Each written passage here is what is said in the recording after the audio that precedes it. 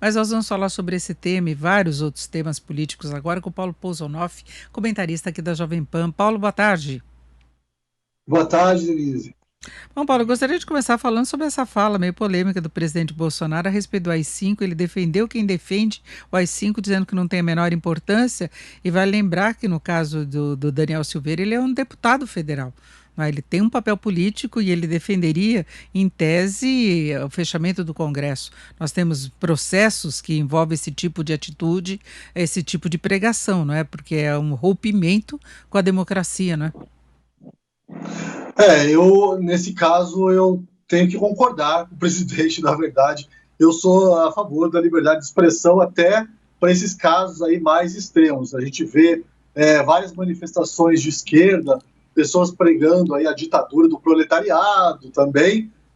Se a gente for proibir todos esse tipo de discurso raivoso, né, de ódio, a gente teria que também proibir o outro lado. A gente vai criar uma situação bastante confusa aí, de censura mesmo. Agora, obviamente, deixar bem claro, eu não sou a favor da volta do AI-5 e não sou a favor nem que se pregue a volta do AI-5. Eu acho que aí vai bastante ignorância das pessoas que saem nas ruas e acham que antigamente tudo era melhor, né? Essa nostalgia um tanto quanto reacionária. Então, o que o presidente está defendendo, no final das contas, é que se possa fazer uma defesa libertária, né? De um discurso que realmente é reprovável, mas talvez a gente tenha o direito, né, de saber que essas pessoas, tipo o deputado Daniel Silveira, são repugnantes e defendem realmente ideias repugnantes. O problema é se partir para uma organização e não apenas para um cartazinho lá que está mostrando que é favorável a AI-5 e você passar para ações efetivas que possam levar esse tipo de ruptura, né? E nós continuamos vendo aí muitas discussões em relação ao fundão, que foi outro tema abordado pelo presidente Bolsonaro.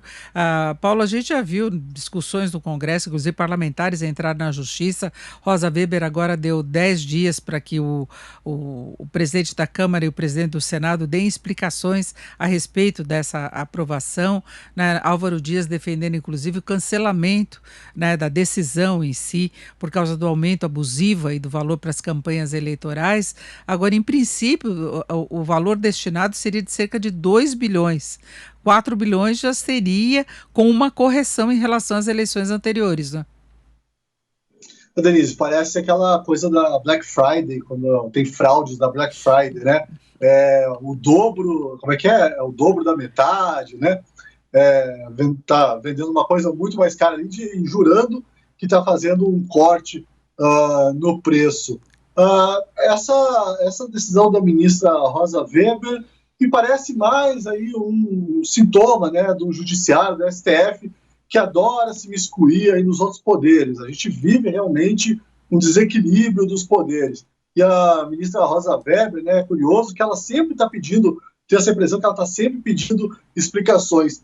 Hoje, na Gazeta do Povo, eu publiquei uma entrevista que eu fiz com o ex-ministro agora, Marco Aurélio Mello, e a impressão que eu tive é que os ministros realmente eles vivem numa outra realidade, sabe, inacessível a nós aqui, pobres mortais, daí por isso que vem essas decisões, assim, que a gente fica sem entender direito. Pedir explicação para quê? Se faz parte do processo legislativo, deixa o parlamento e o executivo que se entendam. Mas é isso, eles vivem em outra realidade, uma realidade de normas, uma realidade na qual essa política não afeta, né, a vida deles diretamente. Então, daí que a gente vê esse tipo de decisão da ministra Rosa Weber. Agora a gente vê os parlamentares buscarem uma posição do judiciário, né? Não é uma interferência de graça. Eles são cobrados, inclusive foi mais de uma ação, né, de parlamentares que não conseguiram no dia, que se sentiram alvo de uma manobra de vários partidos para votar rapidamente e com essa ampliação absurda do valor, né? E aí eles recorrem ao STF. Isso aconteceu em várias ocasiões. Então não é uma iniciativa espontânea do STF, não. Ele é motivado a dar um palpite a respeito de decisões que deveriam ficar a cargo do Congresso, né? Isso foi algo que, inclusive, o ministro Marco Aurélio me disse, que o STF nunca age de ofício, né? Ele sempre é motivado. é um tiro no pé, né, dos próprios parlamentares, aí no caso, já há muito tempo, essa ultrajudicialização de absolutamente tudo no Brasil. O legislativo hoje em dia não tem mais independência para tomar essas decisões, como o orçamento, que seria uma atribuição constitucional do Congresso, por mais que a gente venha a discordar e discutir, né, esses valores aí absurdos destinados à campanha política, eleições, processo todo, essa é uma atribuição do Congresso. Então, se a gente continuar nessa toada, aí entra aquela conversa que a gente teve no início aqui sobre a AI-5. É por isso que faz muita confusão na cabeça das pessoas. É difícil entender essa divisão de poderes, e quando um poder recorre a outro e um poder se mistura às atribuições do outro, isso aumenta a confusão das pessoas, e elas começam a desejar um poder que tenha realmente, né, essa capacidade de decisão, de uma tomada de decisão mais eficiente. Aí uma coisa, esse tipo de atitude que acaba explicando o extremismo aí de quem pede ou AI-5, ou ditadura do proletariado, ou outra excrescência aí do tipo. Agora, Paulo, você acha que o presidente deveria vetar na integralidade e apresentar um projeto com outro valor, assumindo esses 4 bilhões? O Maldonado estava falando que ele não pode vetar ainda apenas parcialmente. Tem até uma questão aí jurídica a ser respeitada. Qual você acha que deve ser a posição do governo em relação a isso?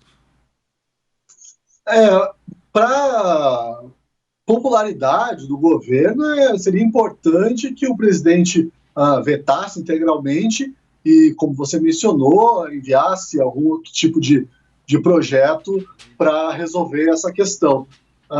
Mas a gente sabe que Ciro Nogueira está chegando ali ao Palácio, então essas negociações, eu acho que ele ainda tem um tempinho, né? Então essas negociações devem se prolongar.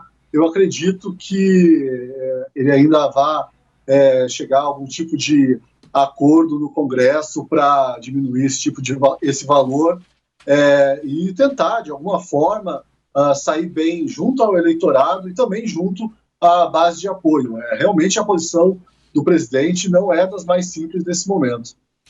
Politicamente é complicado, né? De um lado ele tem toda a base que votou a favor do aumento do valor do fundão, e de outro lado ele tem a cobrança da sociedade em geral, que se posiciona contra mais dinheiro para a campanha eleitoral, né? Dinheiro para político, para eles gastarem depois para tentar convencer a gente no voto.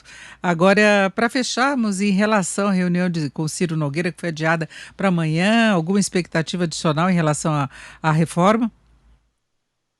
Não, nenhuma expectativa. Essa reunião foi adiada só por causa de um problema no voo, né? Achei que já podia ser algum tipo de rusga ali precoce, visto de jornalista. A gente está sempre à espera de algum tipo de conflito ali para a gente ficar de olho nessa política, nesse encontro aí, né? Do homem que pregava o fim da velha política e o homem que personifica a velha política. Mas não, a reforma ministerial acho que vai aí acontecer como previsto, e a gente aqui fica observando como vai ser essa volta de Jair Bolsonaro à casa, né? Ele que andou dizendo aí semana passada que ele sempre foi do centrão e não vê nada de mal nisso.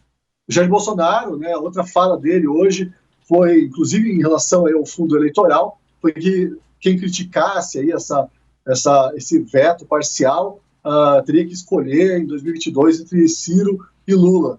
É uma frase que demonstra que o presidente Jair Bolsonaro está disposto nas eleições de 2022 a apostar absolutamente tudo no sentimento antipetista. Resta saber se isso é uma aposta acertada ou não, né? Exatamente. Nós ouvimos o Paulo Pousonoff. Paulo, muito obrigada pela sua participação aqui no Jornal Jovem Pan. Uma boa tarde para você, boa semana. Boa tarde, até mais.